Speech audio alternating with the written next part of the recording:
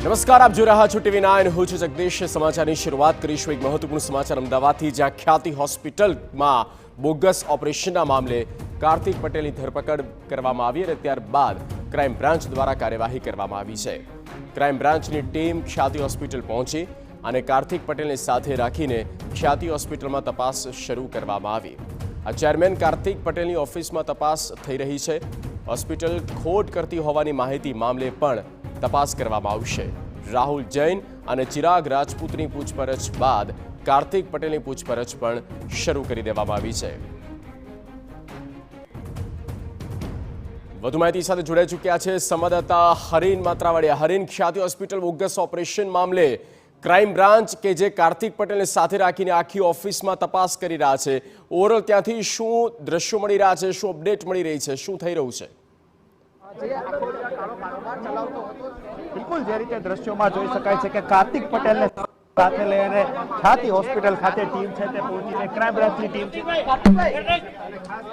જે રીતે અલગ અલગ ચેમ્બરો છે, ચેરમેનની જે ચેમ્બર છે, આ ઉપરાંત અલગ અલગ જે ચિરાગ રાજપૂત છે કે રાહુલ જૈન, આ તમામની જે ચેમ્બરો છે ત્યાં કાર્તિક પટેલને લઈ જવામાં આવ્યો છે.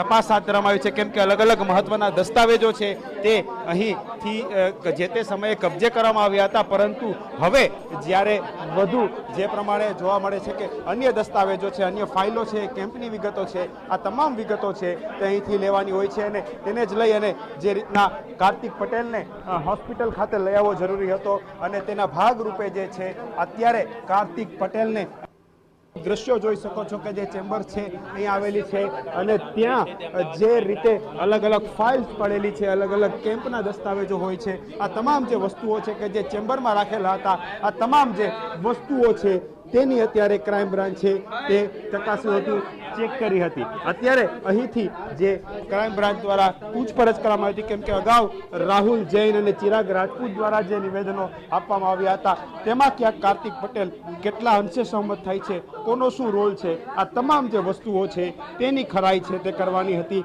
અને તેના જ ભાગરૂપે છે કાર્તિક પટેલ છે તેને અત્યારે ખ્યાતિ હોસ્પિટલ લઈને ક્રાઇમ બ્રાન્ચે પહોંચી છે. જી બિલકુલ હરીન, ક્યાં સુધી આ કાર્યવાહી થશે અને આખી ઓફિસમાં જ્યારે તેને સાથે રાખીને તપાસ થઈ રહી છે, વધુ કોઈ એવિડન્સ, વધુ કોઈ એવા દસ્તાવેજ કે જેનાથી આ મામલાની ગુથ્થી મૂળથી ઉકેલી શકાય?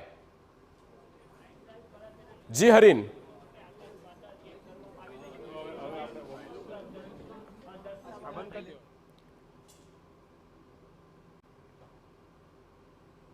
મુખ્ય જે આરોપી છે તેની ધરપકડ કરવામાં આવી છે અને તેને લઈને ખ્યાતિ હોસ્પિટલ પહોંચી છે પોલીસની ક્રાઇમ બ્રાન્ચની ટીમ. કાર્તિક પટેલને સાથે રાખવામાં આવ્યા છે અને તેના અરેસ્ટ પછી આ બંને જે સહ આરોપી છે એ બંનેની પણ ફરી પૂછપરછ કરવામાં આવશે. તેમાં ચિરાગ રાજપૂતનો સમાવેશ થાય છે અને ચિરાગ રાજપૂતની સાથે તે જ હોસ્પિટલના જે સહકર્મી છે તે રાહુલ જૈન, આ બંનેની પૂછપરછ કરવામાં આવશે. ત્યાર પછી કાર્તિક પટેલ અને તેની પણ અલગથી પૂછપરછ કરવામાં આવશે.